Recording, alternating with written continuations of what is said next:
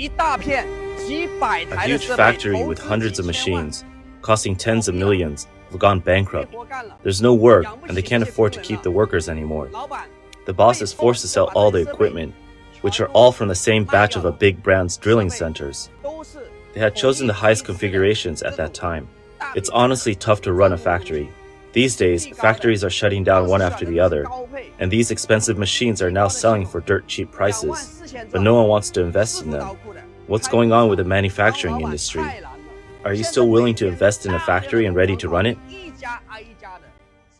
China's economy is on a continued downward trend, worsened by strained relations between the CCP and major trade partners, including the United States.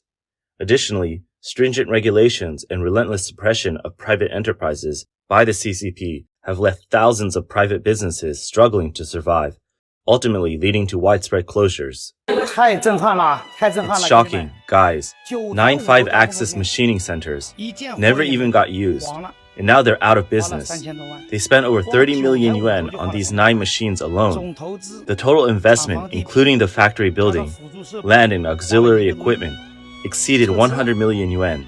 The boss pulled out and moved to Vietnam. All the equipment is high-end, over 100 machines in the factory, now selling at half price, and still no one wants them. If they can't be sold, they'll be treated as scrap metal.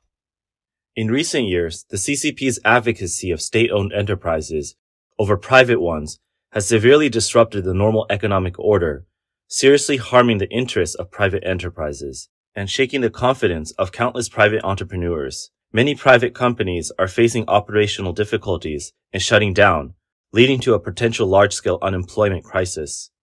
Some say that big money can be made in just a few years. If you can make it, you will. If not, then you never will. It's impossible to make money in an industry in the long run. You need to prepare to pull out when business is good and wait for the next opportunity. Otherwise, you'll end up losing everything you've earned, and eventually you'll be buried in debt. Our company has been in business for over 20 years. We've been doing this for so long. You would think we've made a lot of money, but where has it gone? All we have now are accounts receivable, which are highly variable and far off. So I'd rather encourage employees to leave with severance pay. It's not about being magnanimous or nice, nor am I trying to challenge my fellow business owners. I really don't want to keep going anymore. I need to stop now, or there will be nothing left. There are no returns, no policies, and it's extremely difficult for private enterprises to sustain and profit. General Manager of Guangzhou Disheng Detection Engineering Technology Company, Mr. Huang Jichao, posted a video on Douyin on June 20th, stating that after over 20 years in the engineering business, his company is struggling to stay afloat. Many projects required upfront investment, and the earnings were all put back into the business. He's considering downsizing the company and encouraging employees to leave voluntarily, with severance pay calculated as N+1. N represents the number of years the employee has worked at the company, and +1 means an additional month's salary. In the last few days of this month, 6 more people have resigned. 2 have had their severance calculated, while the other 4 are still being confirmed. These 6 people, collectively, have not met my expectations in terms of numbers. There aren't enough. I hope more will leave. Although this process is painful, I've decided to part ways amicably and disband quickly. I can't drag this out any longer, so I'd rather cut the losses and move on. On June 25th, Mr. Huang Jinchao released another video announcing that employees who voluntarily resign would receive compensation. Some long-term employees could receive up to 100,000 yuan in compensation. Online commentators praised Mr. Huang as an excellent and conscientious manager. China's private enterprises began to develop in the 1990s, when the government attempted to distinguish private businesses from state-owned ones. Despite rampant corruption at the time, the government tried not to interfere with private enterprises. However, the CCP has always been cautious of entrepreneurs' wealth, influence, and organizational capabilities. From humble beginnings, private enterprises have grown into many globally recognized companies like ByteDance, Tencent, and Alibaba. These businesses contribute over 50% of tax revenue, more than 60% of GDP, over 70% of technological innovations, more than 80% of urban employment, in over 90% of the total number of enterprises. Despite their significant contributions to China's economic rise, private enterprises have faced increasing suppression under the guise of regulation by the CCP in recent years. This has resulted in astronomical economic losses and shattered private enterprises' confidence in the CCP. For Mr. Wang, a seasoned entrepreneur with over 20 years of experience, Shenzhen, once hailed as China's most open city, has become increasingly challenging to operate in. Mr. Wang's company is a manufacturing business with nearly 300 employees, primarily serving state-owned enterprises and listed companies, and used to be highly lucrative. However, with the immense economic pressures, customer payments have slowed, extending from monthly settlements to half-yearly. Mr. Wang has had to finance large amounts himself, feeling the immense strain. Just the labor costs alone amount to nearly 2 million yuan monthly, including expenses for the factory premises, utilities, taxes, and various public relations costs. Monthly expenditures exceed 3 million yuan. Despite producing and selling products, payment recovery has been significantly delayed. The increasing tight cash flow naturally led him to consider bank loans. However, banks favor state-owned enterprises because the government ultimately guarantees their repayments, posing no credit risk. In contrast, banks are less willing to lend to small and medium private enterprises. Also, private enterprises often lack sufficient real estate as collateral and struggle to find strong corporate guarantors, leaving Mr. Huang unable to secure timely bank loans. Private enterprises, which bear the heaviest tax burdens and create the most jobs, do not enjoy corresponding status. Mr. Wang remarked that continuing in manufacturing under current conditions is essentially suicidal. China's current business environment is too harsh, and pursuing an ideal under these conditions is pointless. He is considering gradually relocating his factory workers and ultimately plans to close the factory. Recently, several major manufacturing provinces have reported factory closures.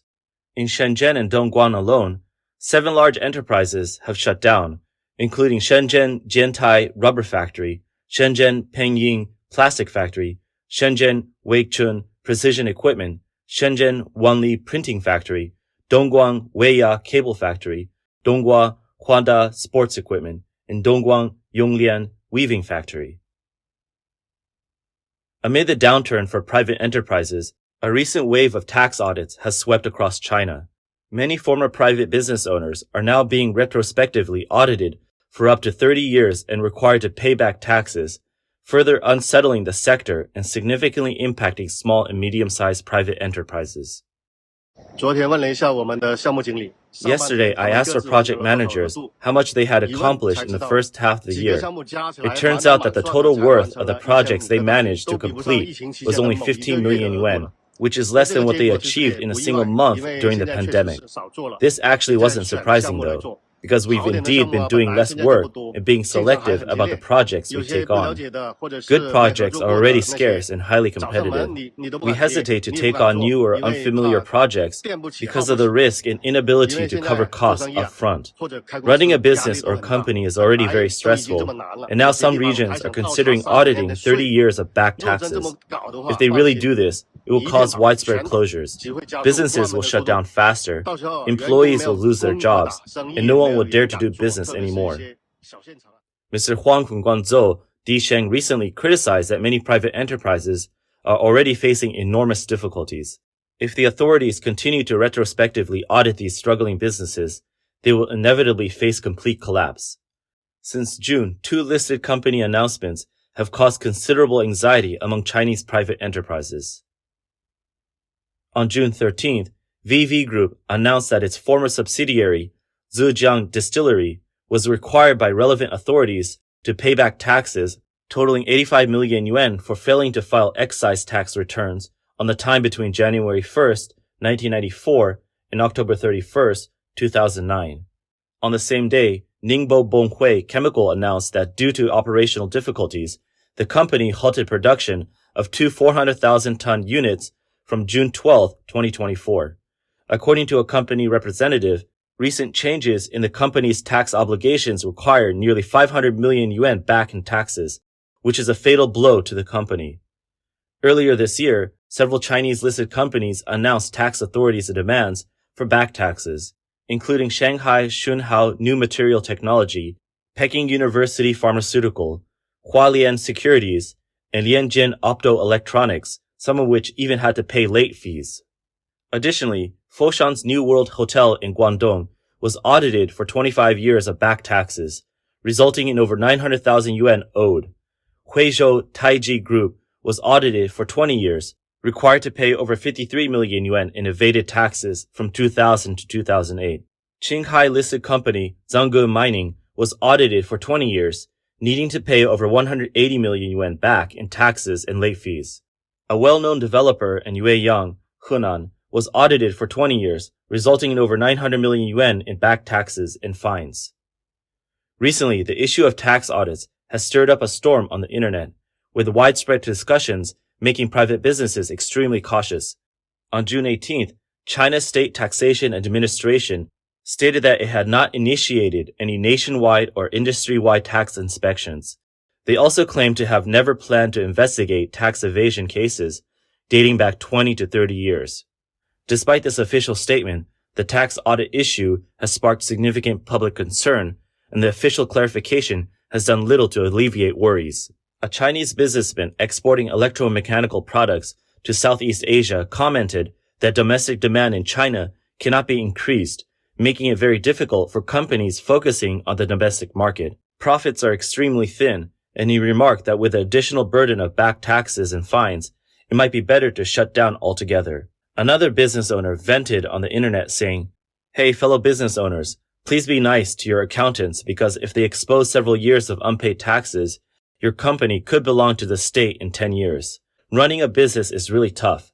The same user highlighted a case involving Pearl River Industrial, where a tax reliability of 180,000 yuan exploded to 35 million yuan in late fees over 12 years.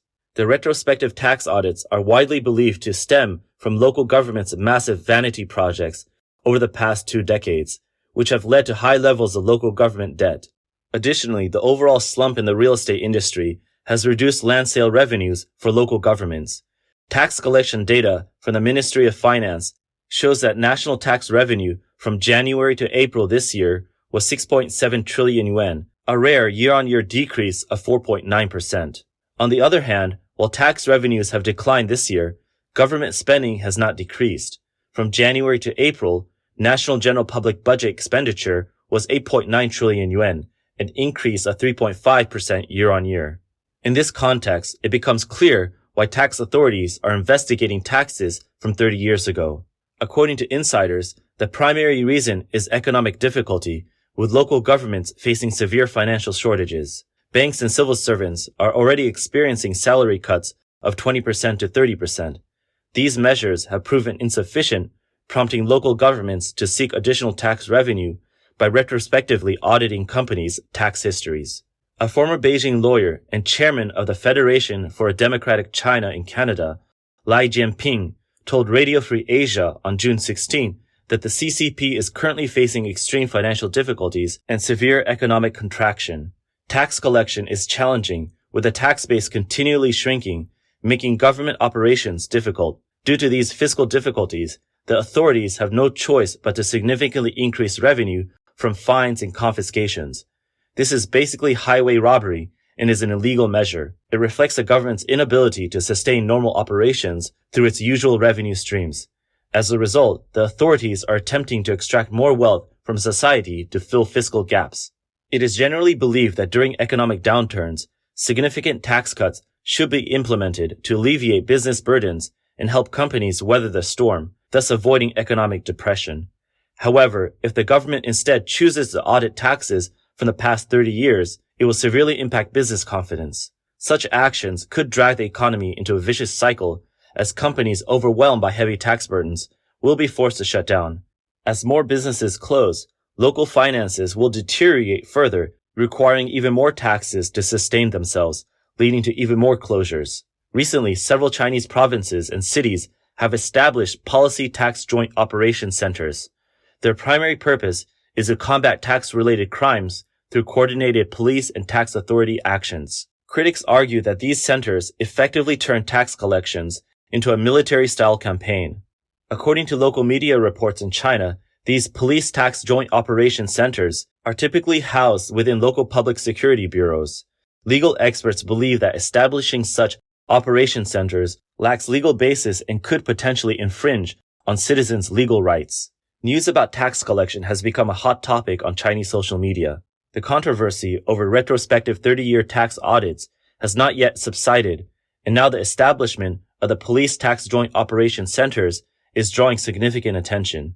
Someone commented and said, "Fighting against enemies is not wrong. The CCP and the people have always been in an adversarial relationship." Hu Li-ren, a Shanghai entrepreneur living in the United States, said that the retrospective 30-year tax audits essentially signal to businesses that the government will scrutinize them right from the beginning. This situation indicates that local governments are struggling financially. The people have no money, so the authorities target large enterprises to extract tens of millions or even billions of yuan without violating central government policies. The central government's State Enterprise Advance, Private Enterprise Retreat motto allows local governments to harass and eliminate private businesses without any major consequences. Hu Li-ren added that the CCP's sword is already hanging over the heads of entrepreneurs. In the next 2 or 3 years, China will undergo significant political changes. While the government superficially encourages private enterprises, it actually aims to eliminate them. History's tragic patterns will repeat as long as the CCP remains in power. To protect their lives and families, Hu urges entrepreneurs to leave China as soon as possible.